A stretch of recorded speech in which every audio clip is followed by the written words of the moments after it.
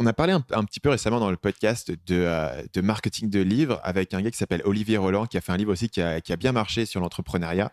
Et je suis curieux de voir un peu avec toi. Est-ce que tu as, en dehors de YouTube, évidemment, tu as tes canaux à toi qui sont propriétaires. Comment est-ce que tu as réfléchi en termes de marketing de livres? Est-ce que tu as fait un push, par exemple, je sais pas, de signature de bouquins? Tu as fait un truc en local? Tu as fait des interviews? C'était quoi pour toi ce qui a été le plus important? Alors, moi, je connais bien Olivier, hein, on s'est rencontrés plusieurs fois et tout. J'avais fait une vidéo d'ailleurs sur son livre. Euh, En amont, la seule chose que je me suis dit, le jour où je vais rendre le livre à l'auteur, c'est là que le travail commence. Le livre à l'éditeur, c'est là que le travail commence. Il faut surtout pas que je me dise qu'ils vont faire quelque chose, parce qu'il doit y avoir peut-être 200 livres qui sortent chez eux chaque semaine. J'exagère à peine, parce que c'est une grosse maison d'édition. Donc, je peux rien attendre d'eux, donc il faut que je fasse tout seul. J'ai fait plusieurs choses. La première chose que j'ai faite, c'est envoyer une vidéo à tous les libraires pour leur présenter le livre, parce que chaque libraire indépendant va décider de le prendre ou pas à la mise en place, et va décider d'en parler ou pas. Donc je me suis dit, ok, je vais voir avec l'auteur, est-ce qu'il n'y a pas moyen, si je vous fournis une vidéo, montée, etc., de l'envoyer par mail à tous les libraires avec C'est qui vous hallucinant. travaillez. Et tu dis quoi dans cette vidéo? Bah, j'explique un peu comme de la vidéo que j'ai fait sur ma chaîne, j'explique mon rapport au livre depuis toujours, j'explique que dans la vidéo que je vais sortir sur mon livre, je vais dire aux gens d'aller en priorité chez eux dans les librairies de quartier, que j'ai conscience que c'est un métier compliqué, quoi. J'imagine qu'avec Amazon c'est de plus en plus dur, avec Internet, la commande instantanée. Et ensuite je leur présente un petit peu qui je suis, un petit peu le fond du livre, et je les remercie en fait s'ils ont participé à la mise en place. La mise en place et le nombre d'exemplaires qu'on va trouver en France en physique le jour de sa sortie. Et voilà, c'est très court, hein, ça dure 1 minute 30, 2 minutes, mais je me suis dit, on va passer de un nouveau titre à, tiens, il y a un mec qui a fait l'effort de se présenter à nous et de nous envoyer un petit mot, etc. Et d'ailleurs, quand le livre, après, a vraiment passé le cap des 100 000, j'ai renvoyé une vidéo à toutes ces librairies pour les remercier, leur dire un peu ce qu'il en était, et les remercier vraiment parce que c'est aussi grâce à eux quand ils m'ont mis en avant chez eux, quand ils ont parlé du livre, quand ils ont dit en plus, tu sais, il nous a envoyé une vidéo, c'est plutôt sympa.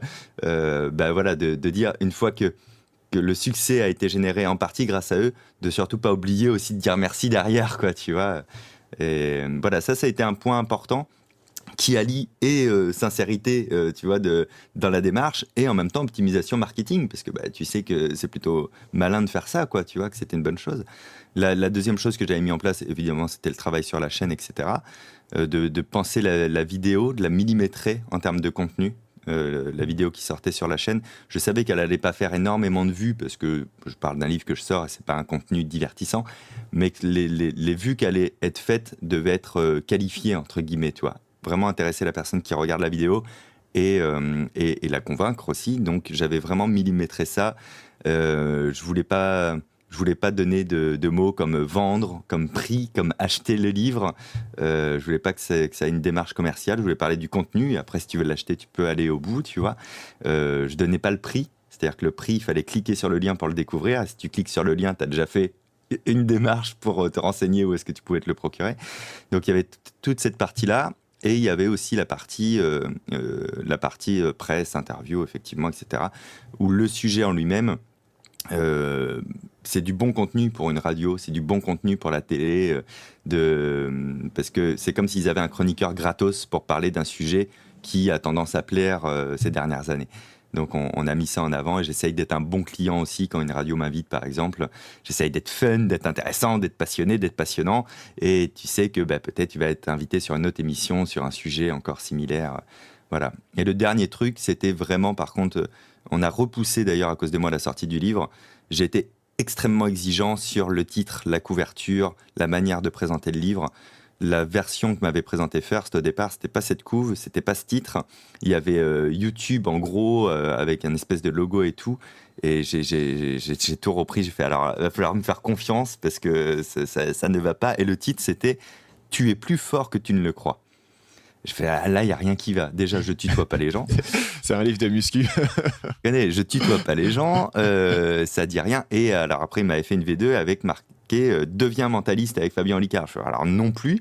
Mentaliste, tu crois que c'est vendeur, mais en fait, personne ne sait ce que c'est. Et du coup, ça a plutôt des a priori négatifs, je pense. C'est pas un bon argument.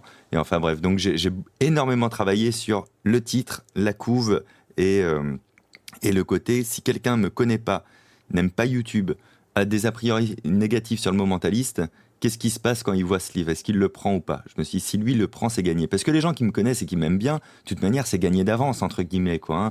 C'était vraiment penser à celui qui me connaît pas, celui qui connaît pas Internet, celui qui connaît pas le mental ou le mentalisme.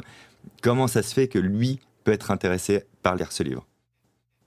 Salut, c'est Stan, j'espère que vous avez apprécié cet extrait du podcast Marketing Mania. Bien sûr, vous pouvez retrouver l'ensemble des épisodes du podcast, y compris les instructions sur comment vous abonner sur l'application Apple Podcast ou sur votre téléphone Android en vous rendant sur mon site à l'adresse marketingmania.fr/podcast. Je vous ai mis le lien dans la description de cette vidéo.